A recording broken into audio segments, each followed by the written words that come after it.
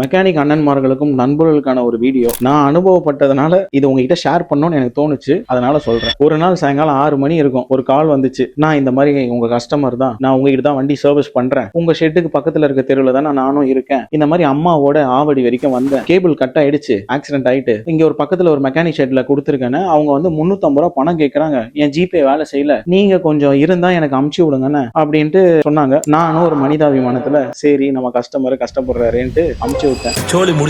அமுச்சு விட்டுட்டு தேங்க்ஸ்ண்ணா அப்படின்னு சொல்லி ஒரு மெசேஜ் கூட போடல. அப்புறம் தான் எனக்கு தெரிஞ்சதுங்க அவங்க என்ன ஏமாத்திருக்காங்கன்னு. அதுக்கப்புறம் இதுவாச்சு. அதுக்கு அடுத்த ஒரு வாரம் கழிச்சு திருப்பி அதே மாதிரி ஒரு கால். அண்ணா நான் இந்த மாதிரி உங்க ஷெட் பக்கத்துல தான் இருக்கேன், நான் உங்ககிட்ட தான் 2 வண்டி சர்வீஸ் விடுறேன், அப்பாவது எந்தோ இந்த மாதிரி அம்மாவோட காஞ்சிபுரம் வரைக்கும் வந்தேன். இங்க ஒரு ஆக்சிடென்ட் ஆயிட்டு வண்டி ரிப்பேர் ஆயிடுச்சுன்னா இங்க ஒரு பக்கத்துல ஒரு ஷெட்ல கேட்டேன், அவங்க ஒரு 400 ரூபா பணம் கேட்கறாங்க, என் ஜிபே வேலை செய்யல. இது போன வாட்டி எனக்கு இதே மாதிரி நடந்தோடனே டவுட் வந்துருச்சு.